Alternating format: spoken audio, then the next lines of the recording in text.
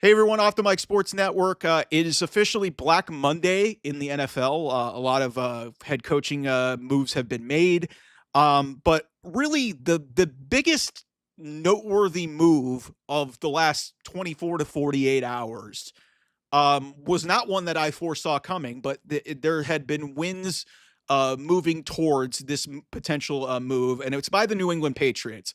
The New England Patriots fired Jerod Mayo after just one season on the job. His first, he was the handpicked successor of Bill Belichick after he parted ways. Now he's the head coach of North Carolina. Um, I didn't like the way that this happened. I understand why it did happen because the Patriots saw a former legend, former player in Mike Vrabel out there.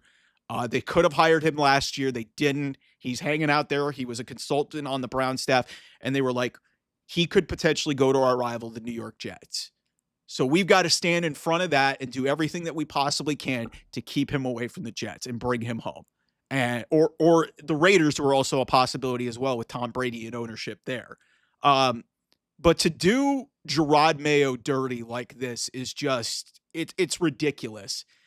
I mean, the Patriots were 4-13 this year.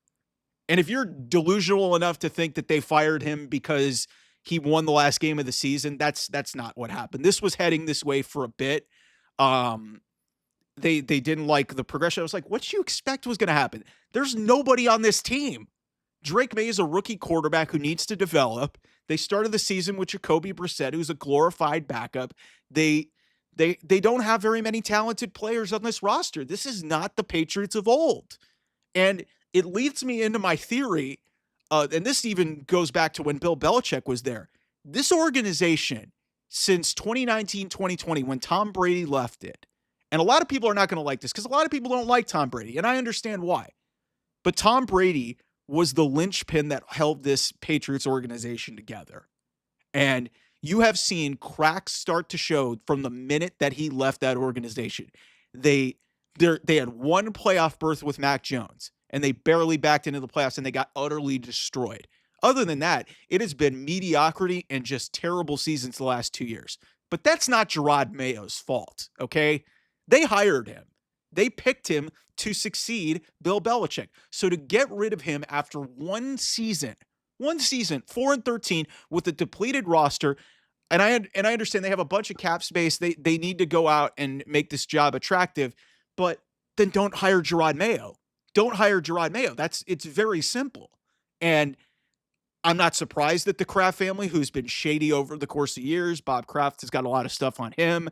I can't speak for his son Jonathan, but like it's just I can't speak for that. But the way this organization was run for 20 years with Tom Brady in the fold, and to where it has been the last five, really tells you everything. And for this organization, for where they were considered the standard of the NFL, for them to move off of a coach who succeeded, maybe the greatest coach of all time.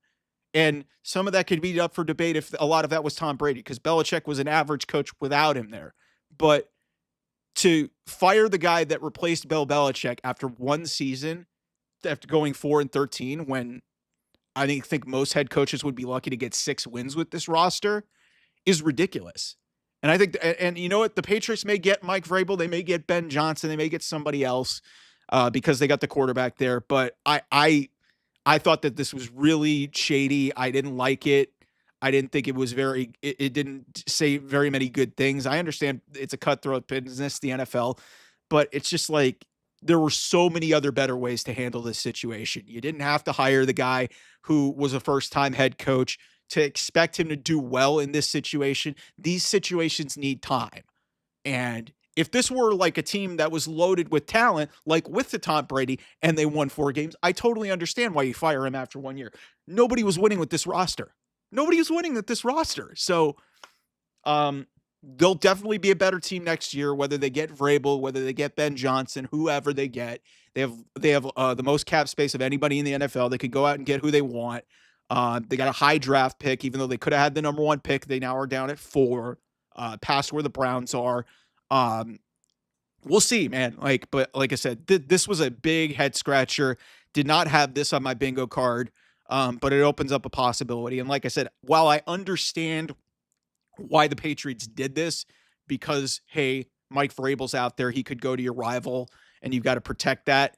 I didn't like how this was handled. Like I said, they could have easily hired him last year. It was that simple. But they were like, hey, we had our handpicked successor. It didn't work out. And we'll move on. Anyway, a lot more content coming here on the channel throughout the week, heading towards the NFL playoffs and the CFP. I'll talk to you guys real soon. Bye-bye.